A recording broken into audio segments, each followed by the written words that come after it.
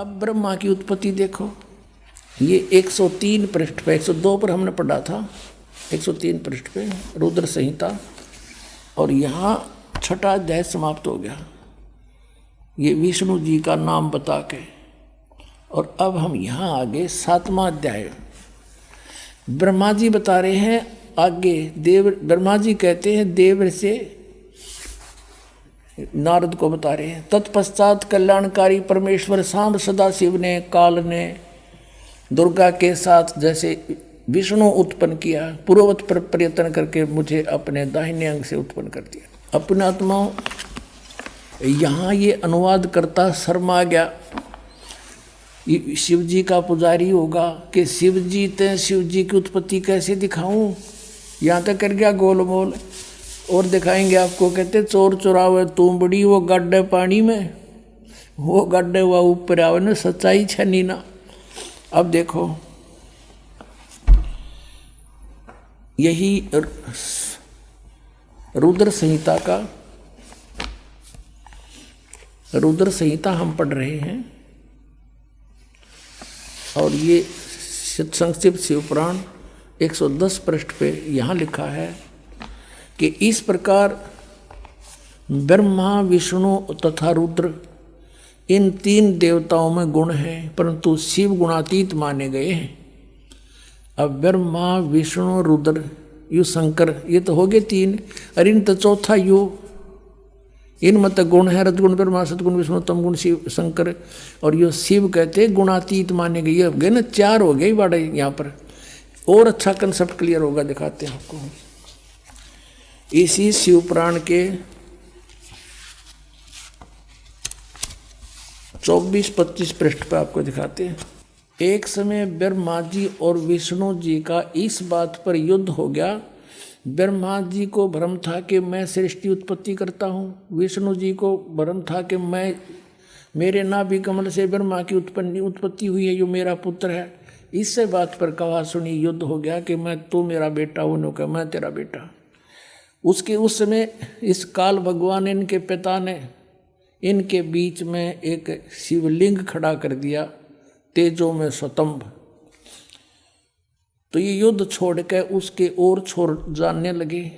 फिर इनको वो खुद आ गया, शिव रूप में प्रकट हो गया। इसने प्रतिज्ञा कर रखी है कि मैं अपने वास्तविक रूप में कभी किसी को दर्शन नहीं दूंगा। किसी को अपने पुत्र शिव के रूप में, किसी को ब्रह्मा के रूप में, किसी को विष्णु के रूप में दर्शन दे जाता है।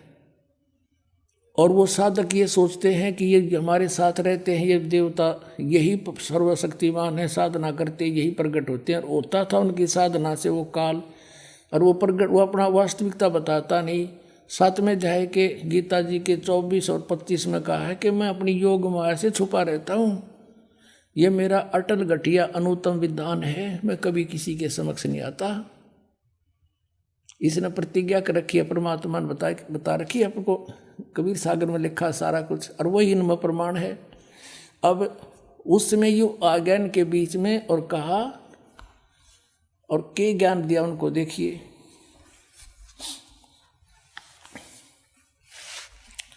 ये है विद्वेश्वर संहिता संक्षिप्त शिवपुराण पृष्ठ 24 पे। ये है वो शिवलिंग, यानी सतम्भ, तेजों में सतम्भ ब्रह्मा और विष्णु के बीच में खड़ा कर दिया। और फिर ये देखिएगा 25 पृष्ठ पे, ब्रह्मा और विष्णु ने पूछा, प्रभो, उस शिव रूप में खड़े भगवान काल से पूछा, सतकाल रूपी ब्रह्म से, कि ब्रह्मा और विष्णु ने पूछा, प्रभो, सृष्टि आदि 5 कर्तव्यों के लक्षण क्या हैं, यह हम दोनों को बताइए। भगवान शिव बोले, ये भी अनुवाद करता तो शिव कहेगा था वो काल इनका पिता। मेरे कर्तव्य को समझना अत्यंत गहन है, तथापि मैं कृपापूर्वक तुम्हें उनके विषय में बता रहा हूँ। आगे देखो, अब 26 पृष्ठ पे कंसेप्ट क्लियर हो जाता है। ये 26 पृष्ठ पे शिवपुराण का, यहाँ देखिएगा। पुत्रो, यू काल कहता है ब्रह्मा और विष्णु को, पुत्रो, तुम दोनों ने तपस्या करके प्रसन्न हुए मुझ परमेश्वर से सृष्टि और सतिथि नामक 2 कृत प्राप्त किए, और ये दोनों तुम्हें बहुत प्रिय हैं। इसी प्रकार मेरी विभूति स्वरूप रुद्र और महेश्वर ने, ये ने है, मैं नहीं है, दो अन्य उत्तम करते संहार और तिरोभाव मुझसे प्राप्त किए हैं।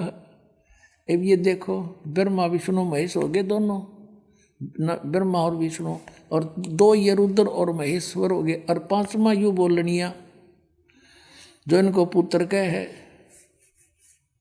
और परंतु अनुग्रह करते दूसरा कोई नहीं पा सकता। अनुग्रह यानी कृपा नहीं कर सकते तुम, कोई भी नहीं कर सकता, जो जैसा करेगा उसे भरना पड़ेगा। अब यहाँ फिर क्लियर हो जाता है कि ये काल है, ब्रह्म है, जिसने गीता बोली थी। इसी शिवपुराण के 26 पृष्ठ पे रुद्र संहिता के यहाँ देखना, पुण्यात्माओं कमाल कर रखा है।